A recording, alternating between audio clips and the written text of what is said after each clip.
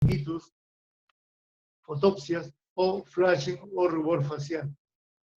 El diagnóstico, pues es entonces bastante sencillo. Lo hacemos por anamnesis, viendo primero los riesgos. Si es un paciente, por ejemplo, que ya tiene una historia familiar de hipertensión arterial o de enfermedad cerebrovascular o de enfermedad renal, o es un paciente fumador o que toma mucho alcohol, que tiene obesidad, que es sedentario, que es, o en las mujeres que ha hecho hipertensión arterial durante el embarazo, hay que tomarlo en cuenta. Si ya tiene síntomas de daño en órgano blanco, como cefalea, síncope, dolor torácico, poliuria, nicturia o claudicación intermitente, ya debemos tomar atención en este paciente. En el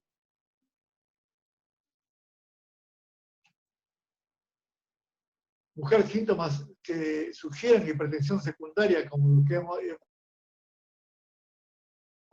revisado anteriormente, preguntar al paciente qué medicación antihipertensiva ha recibido, porque a veces te dicen, nosotros no, yo no tengo nada, pero sí alguna vez me han necesitado captopril o enalapril, o no, yo soy solamente un paciente hipertenso emotivo, pero nada más. El tratamiento si es un paciente que cumple, que no cumple. En el examen clínico, no se olviden, peso, talla del paciente, medir la circunferencia abdominal, a ver cuánto esos barrigoncitos son los que tienen más chance de tener hipertensión arterial. Y todo lo que está puesto ahí son cosas que ustedes no deben olvidar.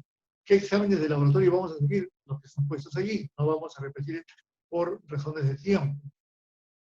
Finalmente, veamos lo que es daño en órgano blanco.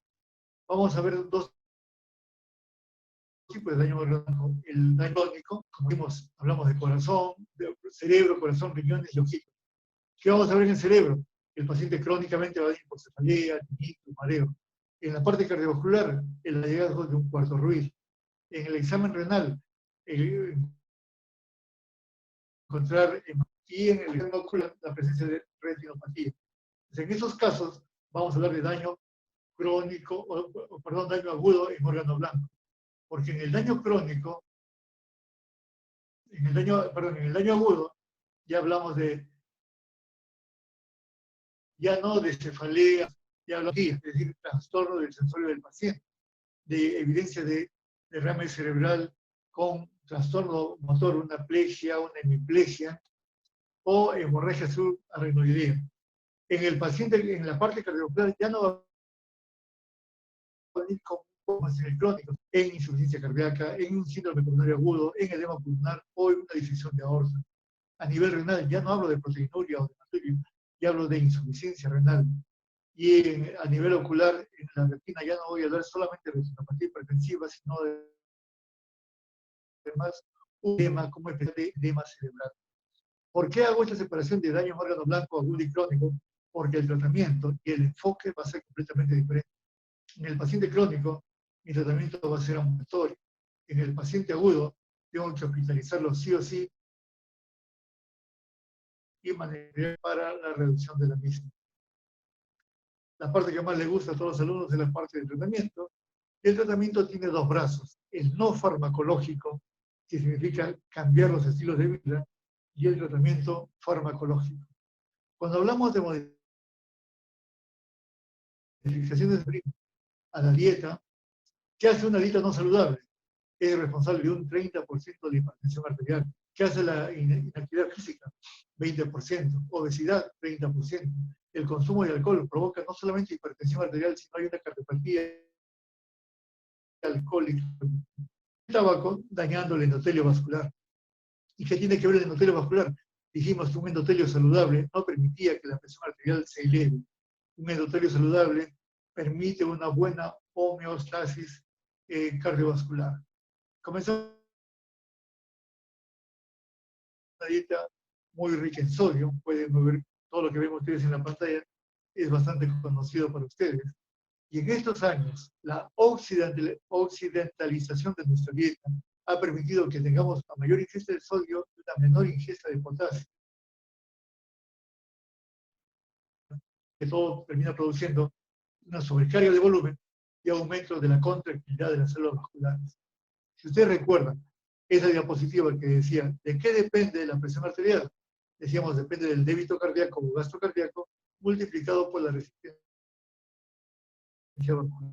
La resistencia vascular periférica, el grado de vasoconstricción que lo produce tanto el aumento del sodio como la baja de potasio.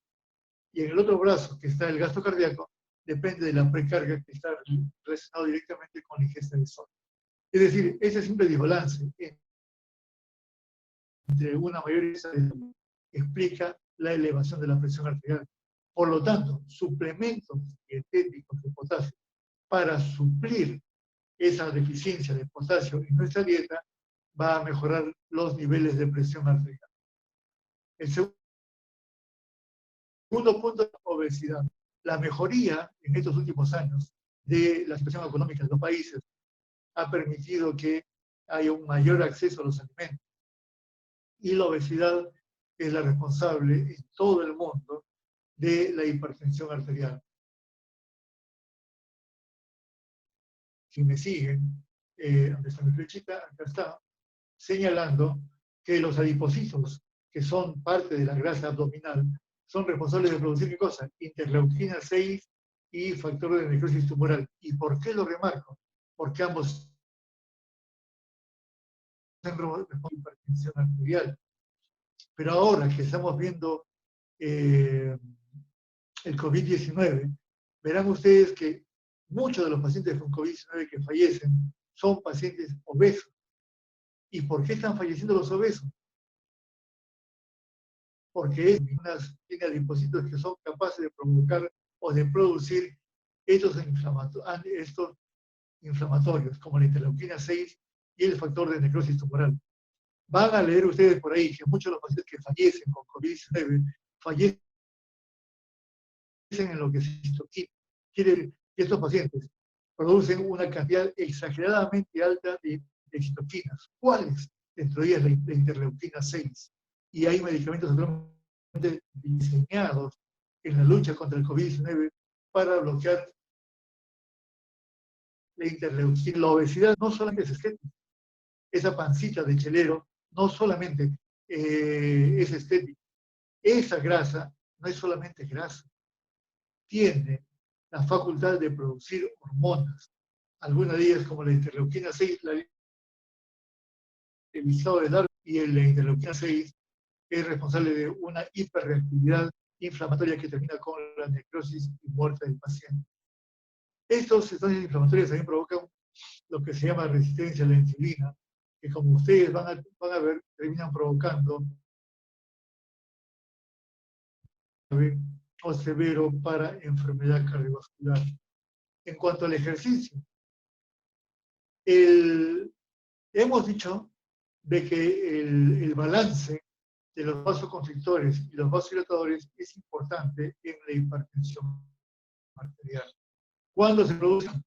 Cuando hay una reducción en la producción de los vasodilatadores como la prostaciclina y un incremento de los vasoconstrictores como el tromboxano A2. La inactividad física es un factor de mortalidad global mundial en el puesto número 4. Después de la hipertensión arterial, después del tabaquismo, después de la hipertensión misma, después de la diabetes, viene la inactividad física. Entonces, no es que no hay que darle importancia. La inactividad física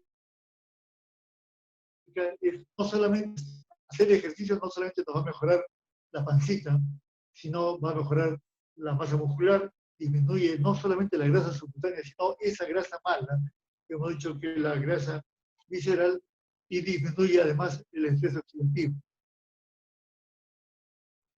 Reduce y al reducir la cantidad de adrenalina que hay circulando, por lo tanto hay una menor vasoconstricción, una menor hipertrofia del ventrículo izquierdo. Mejora el patrón del sueño, de tal manera que convierte nuestro ritmo circadiano en hipernormal y tiene un efecto rítmico porque disminuye la actividad adrenérgica. Entonces, fíjense, la inactividad física es tan importante y con una dieta muy saludable como se ha puesto, ese maridaje, dieta sana con ejercicio regular, de índole cardiovascular. Entonces, ¿solamente es dieta? ¿Solamente es ejercicio? No. ¿Y solamente es control de peso? No. Además, debemos controlar los otros factores de riesgo. El tabaco, ya dijimos que está dentro de los primeros eh, elementos a nivel mundial. Y esa palabra no la he puesto porque no es infrecuente que el paciente dice, doctor, yo fumo una cajetilla, ¿qué le parece si luego fumo media cajetilla y luego me quedo así porque ya va a ser la mitad y mire que ya no es tanto? Y la respuesta es no. Lo ideal es retirar todo el tipo de dieta que comemos. Todo eso toda esa grasa que comemos de manera inadecuada va directamente a nuestras arterias a provocar esas placas de ateroma que en algún momento nos van a producir o un infarto o un problema isquémico cerebral. Miren cómo conseguir, cuánto beneficio podemos conseguir. ¿Verdad? Lucía, cierra tu micro. Lucía, no.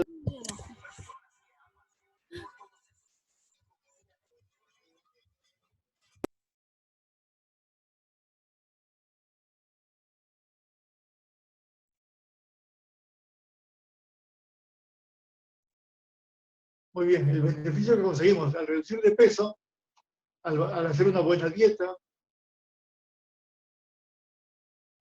y que es una buena que en frutas y bajo en contenido graso, una reducción de la sal, y aquí habría que agregarle una mayor ingesta de potasio, el hacer actividad física y un consumo moderado de alcohol. ¿Por qué? Porque se ha visto que pequeñas cantidades de alcohol al día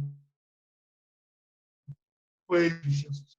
Entonces, eso es de cajón lo primero que hacemos con el paciente hipertenso. Modificar el estilo de vida. Si tiene sobrepeso, hay que bajarlo de peso. Si tiene una mala dieta, hay que orientarlo con la dieta.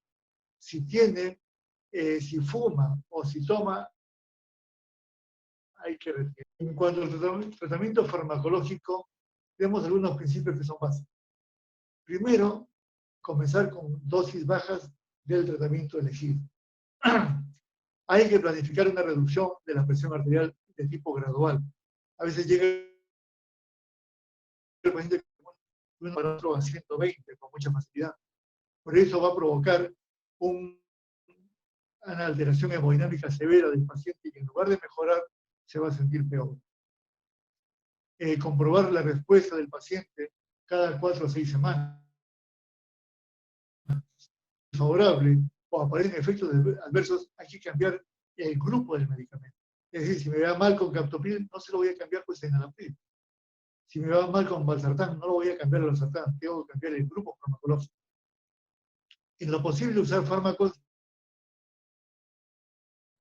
de acción, eso va a favorecer la adherencia. ¿Qué es la adherencia? Es la capacidad del paciente para seguir con el tratamiento. La elección de cada fármaco es individualizada. Yo no puedo darle a 2 pacientes hipertensos con el mismo valor de presión arterial. Los terapéuticos deben ser muy claros. La sistólica por debajo de 140, la diastólica por debajo de 90, y en algunos casos especiales la línea va a ser 130,80. Recordar que cuando usamos monoterapia alcanzamos el objetivo en momento, es por eso que muchos dicen mejor comenzar con 2 fármacos. En lo personal, yo prefiero comenzar con uno e ir escalando poco a poco. La mayoría de los pacientes van a usar por lo menos 2 medicamentos y esa es otra pregunta que suelen hacer los pacientes: ¿por cuánto pueden tomar los medicamentos? Y la respuesta es por tiempo indefinido. Claro que yo tengo pacientes que bajaron de peso al peso que les corresponde, hacen una buena dieta, comiendo bajo de sal y rico en potasio, y menos grasas, dejaron el cigarro y comenzaron esos pacientes probablemente en estadio en grado 1 o grado 2 pueden llegar a la normalidad. Pero si se descuidan, van a volver a subir nuevamente la presión arterial. Este es un cuadrito derivado también de la Sociedad Europea, en donde van a ver ustedes que en los pacientes con presión arterial y sin fatiga no hay que hacerles absolutamente nada. Pero mismo valor de presión arterial normal, normal, pero ya tiene cardiovascular reducido, ellos sí, a pesar de tener presión arterial normal, deben recibir tratamiento farmacológico de inmediato. Entonces, vuelvo a repetir, hay que correlacionar el valor absoluto de la presión arterial con la presencia de factores de riesgo, con la presencia de daño órganos de diabetes ya clínicamente establecida. Si hay enfermedad cardiovascular establecida, entonces vemos aquí en rojo cuando debemos dar de inmediato tratamiento farmacológico, así sea la primera consulta. Y más bien en fucsia, muy cercano a la hipertensión arterial, no hacemos nada si no tiene factores de riesgo. Y si tiene más que uno o dos factores de riesgo, simplemente es modificación en el estilo de vida. Entonces, fíjense ustedes acá, en estos pacientes, presión arterial, pero no tienen factores de riesgo, o tienen uno o dos factores de riesgo, no le damos todavía el tratamiento farmacológico. Es decir, no debemos acostumbrarnos a todo paciente con presión elevada, darle su pastillita para la presión. Alguna recomendación, octavo, del último consenso norteamericano, dice con quiénes podíamos iniciar el tratamiento para hipertensión arterial. Las tiazidas, los inhibidores de enzima convertidora, los bloqueadores de canales de calcio adecuados, con cuales no se recomienda comenzar el tratamiento para hipertensión arterial, son los beta bloqueadores y los alfa agonistas. Obviamente no son normas, son recomendaciones, porque si yo tengo un paciente hipertenso, que además tiene una angina de pecho, probablemente sí comenzaré. Quienes tampoco no se recomiendan de inicio los diuréticos de asa como la furosemida. ¿Por qué? Porque el diurético recomendado es la tiazida. ¿Qué ocurre cuando yo doy furosemida? Cuando doy furosemida, disminuyo el nivel de sodio, disminuyo la volemia, y al disminuir la volemia, se activa el sistema adrenérgico de manera compensatoria, que se activa el sistema adrenérgico. Entonces, no es recomendable un diurético enérgico como la furosemida. Los bloqueadores de aldosterona, sobre todo si tiene falla renal, los beta bloqueadores, como el cardioidicina, son medicamentos que no son considerados de primera línea. Y aquí algunas recomendaciones de cuándo elegir un paciente, cuándo elegir un fármaco o elegir otro fármaco, que no lo vamos a leer por razones de salud para que lo puedan leer con facilidad. Ahora sí, si tienen algunas preguntas, intentaremos resolverlas. Hola, doctor, buenos días. ¿Se escucha? Perfecto. Hola, sí, una consulta. Si tenemos un paciente que recibe tratamiento de hipertensión arterial y se controla cada cierto tiempo y en ciertos días presenta hipotensión arterial, ¿es recomendable seguir con su ingesta de sus medicamentos?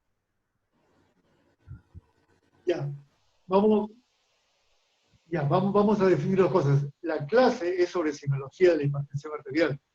Las consultas de índole personal o particular podemos hacerlas en otro momento, pero tratemos de definir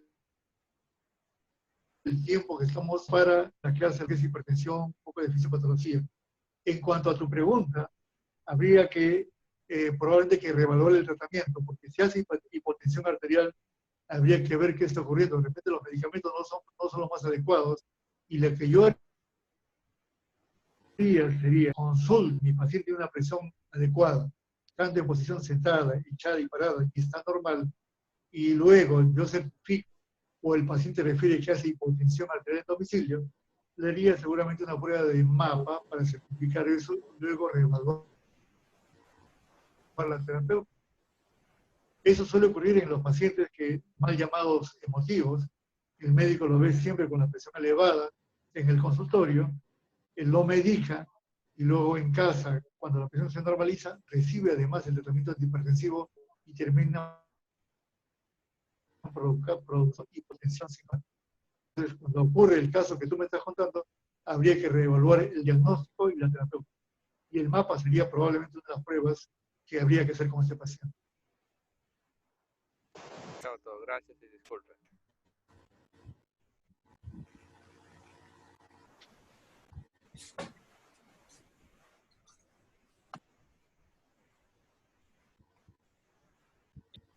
Vamos, chicos. Entonces, a Buenos modo de días. tips. Buenos días, doctor. ¿Se escucha? Sí, sí, Doctor, disculpe, ¿qué pasa si un paciente perfectamente. tiene la presión sistólica normal, se mantiene en 115 y la presión diastólica es la que tiene elevado, 90, 95? ¿En qué estadio de hipertensión se le podría considerar?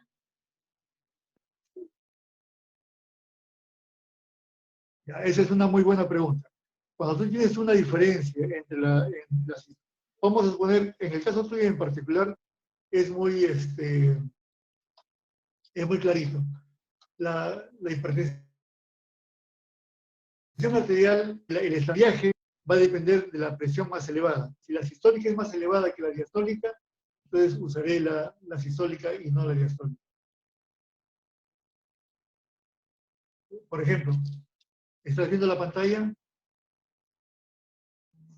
Sí, doctor. ¿Estás viendo la pantalla? Sí, doctor, sí se ve. Niña. Ok.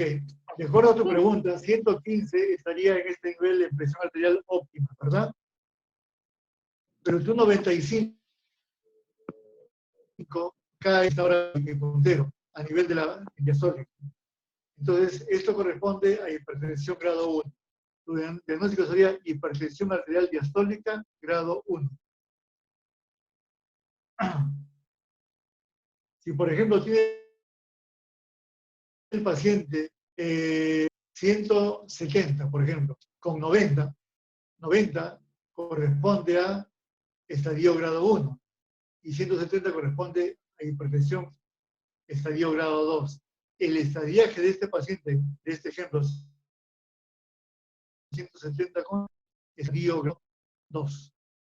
O sea, vale aquel que tiene la presión más alta, sea sistólica o sea diastólica.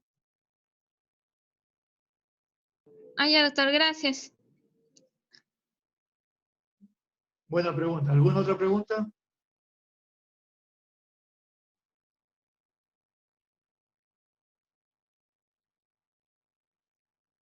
Cuando hagan su diagnóstico y pongan estadio 1 o estadio 2, no se olviden de poner entre paréntesis si corresponde al, como verán ustedes abajo en esta referencia, dice ES, si de cardiología, ponen así, SS, o si quieren en inglés ESC, que significa Sociedad Europea de Cardiología, o si van a usar la clasificación de estadiaje del octavo Yoshi National Committee, ponen ustedes ahí, octavo, porque verán ustedes que el estadio 2 no corresponde exactamente al estadio 2 o no hay estadio 3 en este nivel. ¿Ok?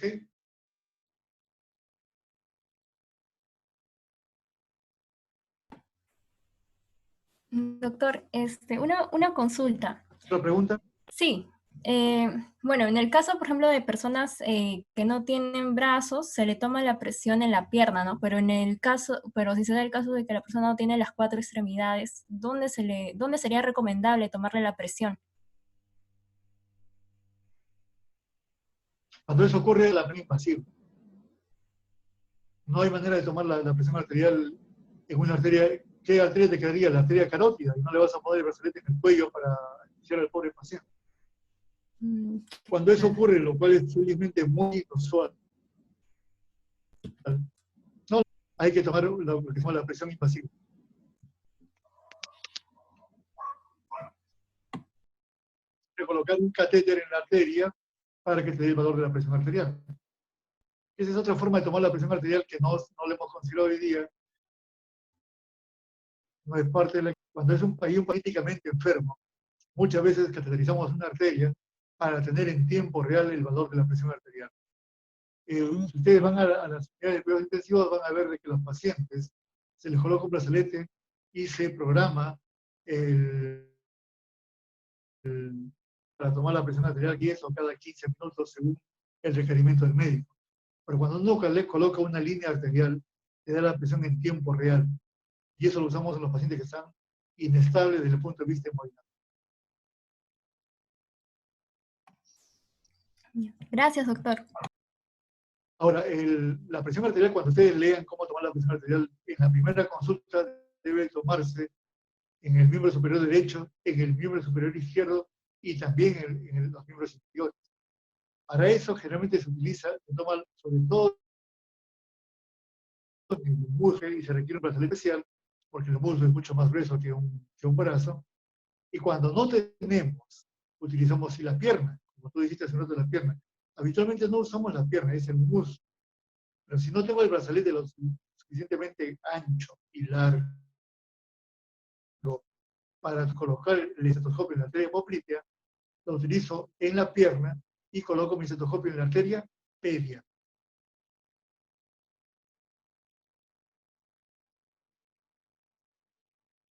¿Alguna otra pregunta?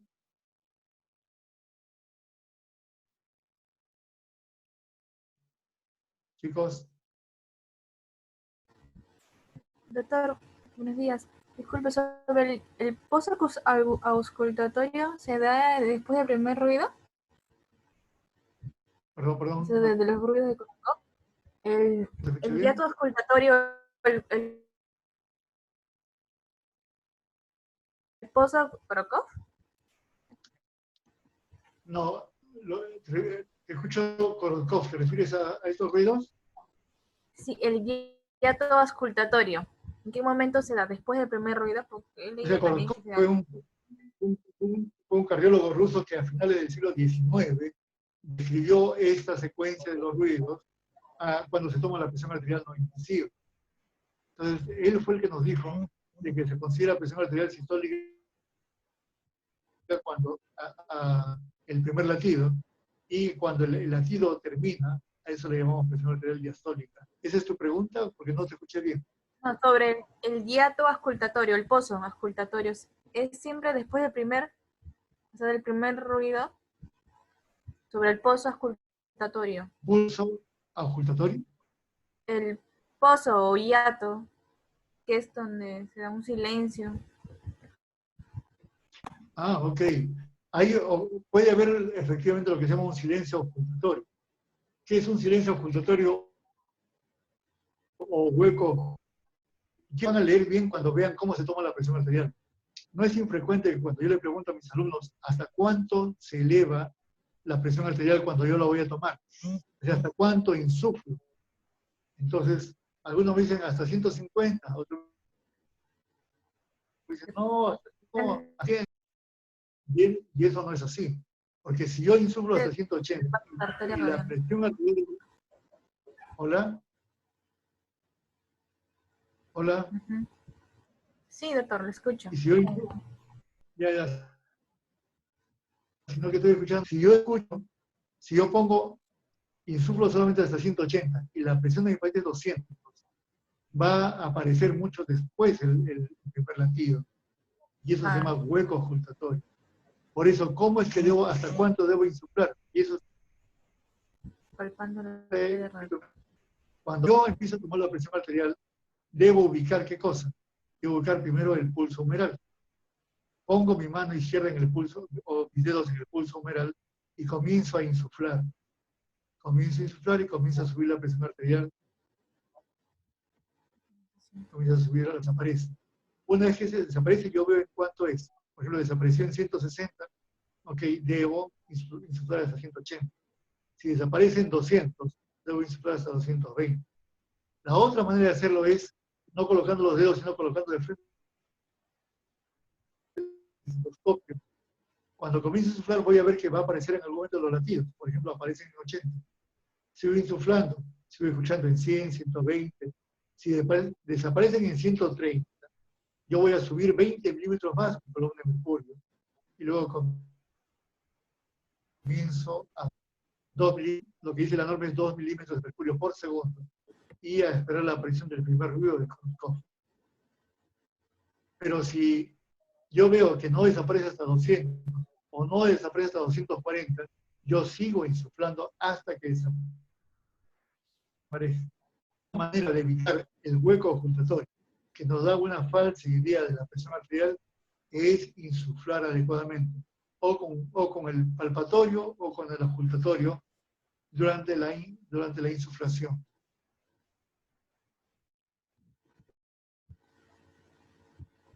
Ah, ya, sí, ok, gracias, doctor. Ahora sí, otra pregunta.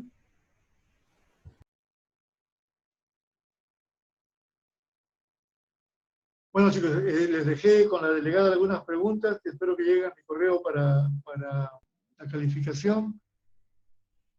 Milena, por favor, como te pedí, de cómo comenzamos y cómo terminamos. Sí, sí, doctor. También ya le han enviado a su correo las respuestas de las preguntas. Ah, ya, entonces ahora A su Gmail. lo reviso. Sí. Entonces, son 13 ustedes, 13 participantes, ¿no? Sí, bueno, somos 14 alumnos. Lo que pasa es que hay una alumna que no tiene internet, pero que está aquí, está al teléfono. Yo le estoy haciendo escuchar la clase. Ah, ok. Dile a ella que me llame más bien. Sí. Ya, Para doctor, yo poder, le voy a decir.